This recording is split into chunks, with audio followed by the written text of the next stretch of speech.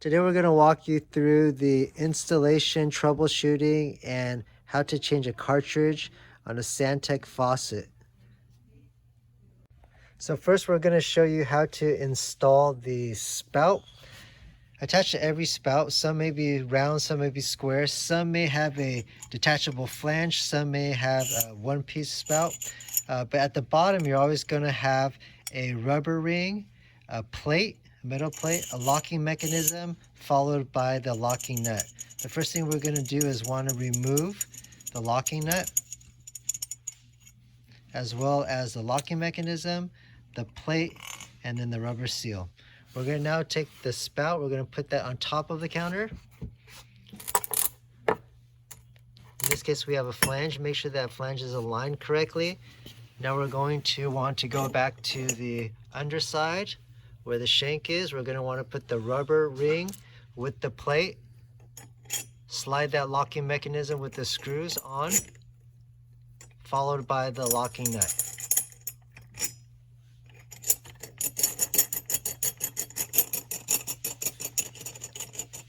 After that locking nut is tightened, you're going to want to use a wrench to tighten that. You'll then want to tighten these screws, and what that does is add more pressure to the locking mechanism to make sure your spout is tight. The next thing we're going to do is install the handles. In this case we're going to install the cold water first. You'll notice that on the cold handle you'll have the cold line with a blue sticker. We have different types of levers. In this case we have a square metra, but for all the installations you'll always have the same equipment hardware. You're going to have one rubber ring, you're going to have another metal plate, and the locking mechanism. The first thing we're going to want to do is slide this off. We're going to want to spin this off.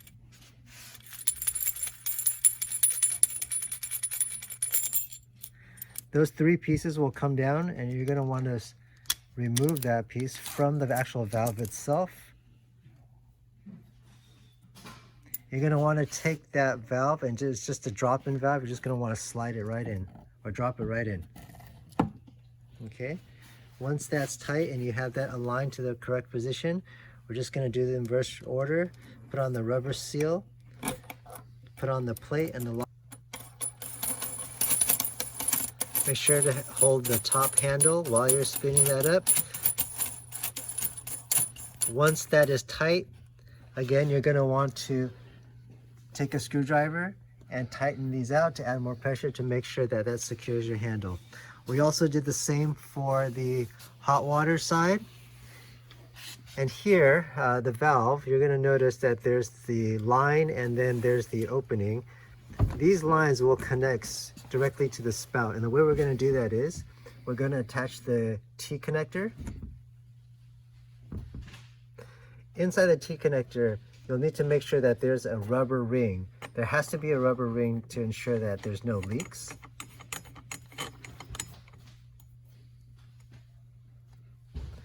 Now we're going to attach the connections.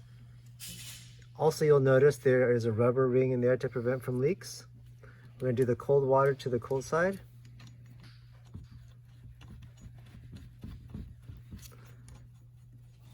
On the actual installation, you're going to want to make sure that's tight with the wrench. And now we're going to install the hot. And that completes the installation. You're going to want to flush out any debris. And in the future, for reference, there's also an aerator or a laminar flow mechanism here.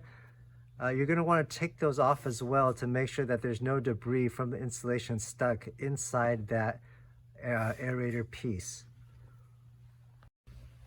In order to take off this unit or similar types of units, you have a key here, and all we're going to do is insert that key and twist. And once that's loosened up, you just go ahead and spin that.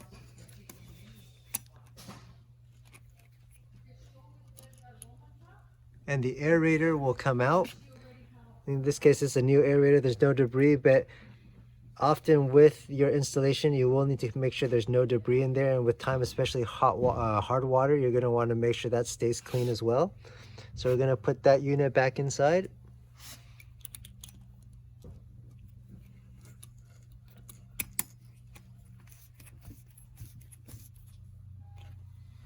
And this is how your faucet should look.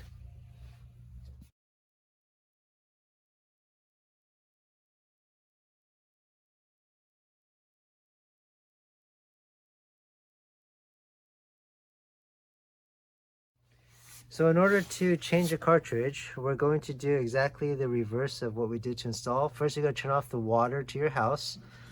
We're going to detach from the T connector the cold water line. After we take that off, we are going to remove now the locking mechanism as well as the plate and the rubber seal.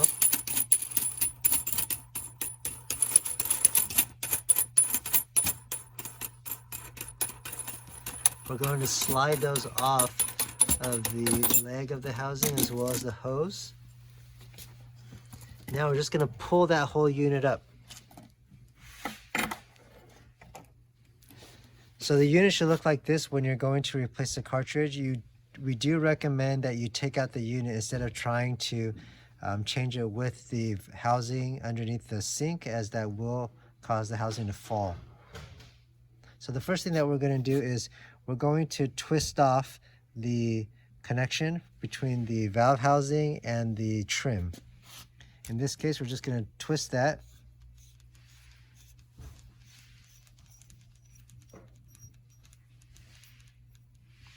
Going to want to use the socket wrench with an extended socket. This is an 11 by 16.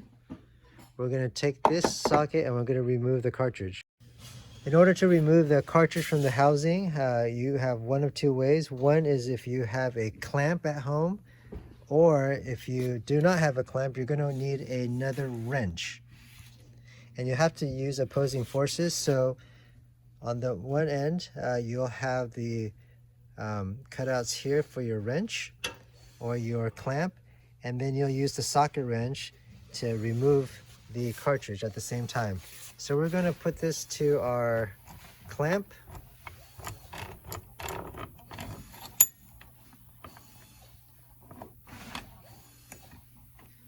And we're going to tighten that, and then we're going to use the wrench and go counterclockwise to remove that cartridge. Once that's loose, all you have to do is pull up the cartridge, and that's how it's removed. You're going to want to also, just to make sure, check that there's no debris within that housing that would restrict the water flow. Now we're going to show you how that's done with just a wrench. Now with a wrench, it's going to be the same principle. We're going to use the wrench to hold down the bottom of the valve housing. And we're going to take the socket wrench in the opposing directions. We're going to remove the cartridge. Now keep in mind, especially for those that have hard water, after time and use, there's going to be a lot of hard water deposits on this cartridge itself, as well as the housing unit that it was in. That hard water is going to make it much more difficult because it becomes like cement. So you'll need to apply pressure and force to remove the cartridge itself. So after you replace the cartridge in the housing, you're going to want to reattach the handle. Go ahead and put that on and just go ahead and spin that flange.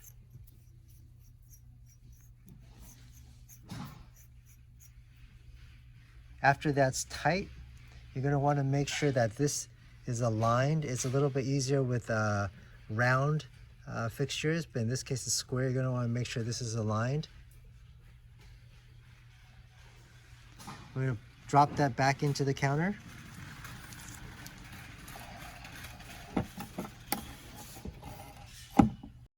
We're going to want to put back the locking hardware, and we're just going to spin that up while holding the top handle.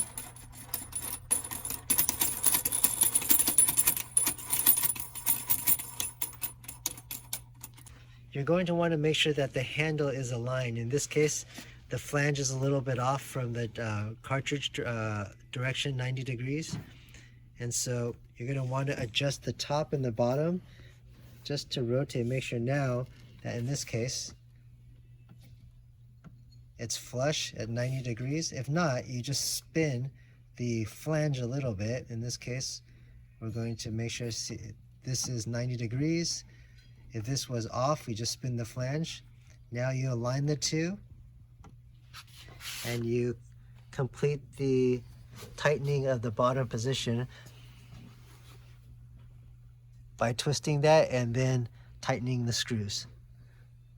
And that's how you replace the handle after the cartridge.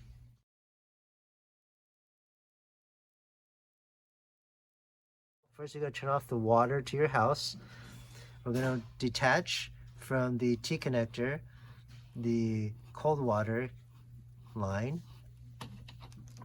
After we take that off, we are going to remove now the locking mechanism as well as the plate and the rubber seal.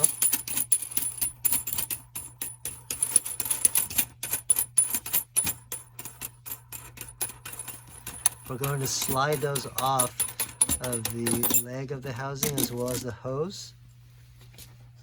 We would have pulled that out. At this point, you'll have your handle and your bell, and all we're going to do is basically do the same thing. We're going to use opposing forces. We're going to hold this with the wrench and twist this off. Again, if you have hard water, this may be more difficult. You're going to want to use probably a strap wrench or thick tape if you're going to use a normal wrench so you don't damage the lever and the handle. You're going to want to twist this off.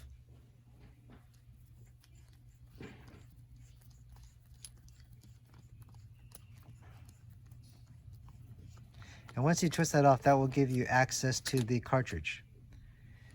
You notice on this particular bell, this bell and this flange is one piece with the threading inside and no connectors. Your lever and handle may look similar to this that has this removable connector. You're going to want to make sure this stays in place and it is not removed. This is the mechanism that locks it to the valve housing. So if you have this, you're just going to want to leave that there and make sure it's tight. And we'll do the same thing to remove the cartridge from the housing. We'll take our socket wrench.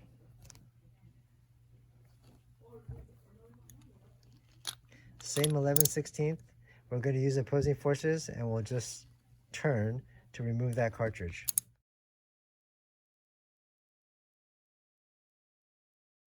First, you're going to turn off the water to your house. We're going to detach from the T-connector the cold water line. After we take that off, we are going to remove now the locking mechanism as well as the plate and the rubber seal.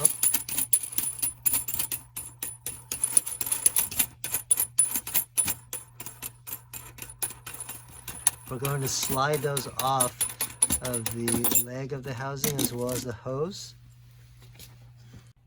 Once you remove the handle from the counter itself by disconnecting, you're going to want to pull it out just like the other handle that we showed earlier. In this case, you'll want to check if your lever has a set screw. In this case it does. So for those that have the set screw, you're going to want to turn that to loosen up this lever, and that comes off. After it comes off, there's now the bell. Again, with those that have hard water, this may require a lot more strength and force, but you're going to want to twist off this bell, and once you twist that off, you may have the attachment. In this case it does. You're going to want to remove the attachment. If there's no attachment, it'll look just like this. And then you're going to want to take the same socket wrench and remove the cartridge. You'll need an extended socket wrench.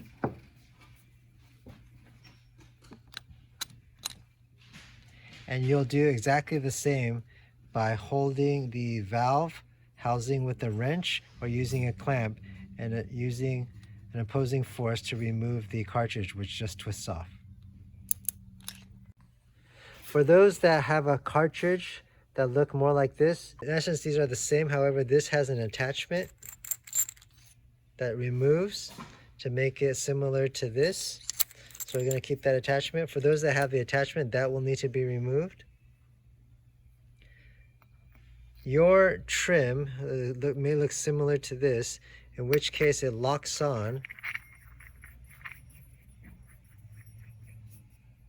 to the valve here, and it does the same with the attachment. And then you're going to want to take the same socket wrench and remove the cartridge. You'll need an extended socket wrench.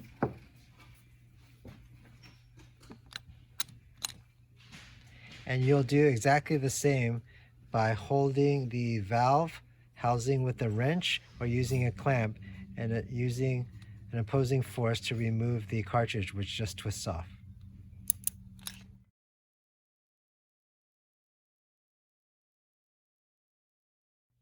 For those that have a handle that looks similar to this, or the dome type of crystal, we're going to show you the removal on how to change the cartridge. So the first thing you want to do is not twist off the bell. It actually will not come off. What you're going to want to do is remove this cap. This cap actually twists off. Again, with time and hard water, that may be a lot more difficult. Please be careful not to damage the crystal.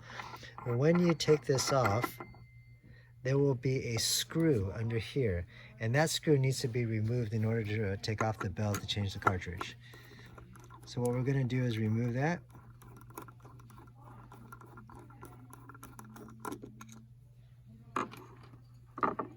Now after you remove that, this is how the bell will be separate. Now I want to remove this flange.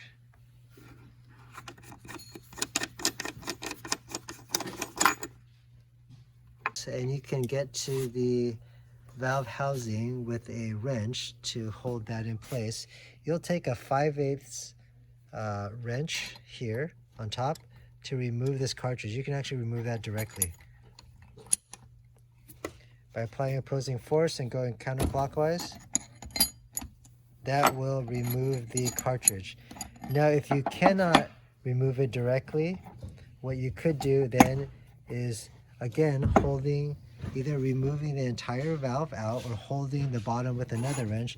You take out this unit here, and again, it might be very tight after time and use, but basically you remove that, and then you'll also have access to pull down your valve housing in order to replace the cartridge.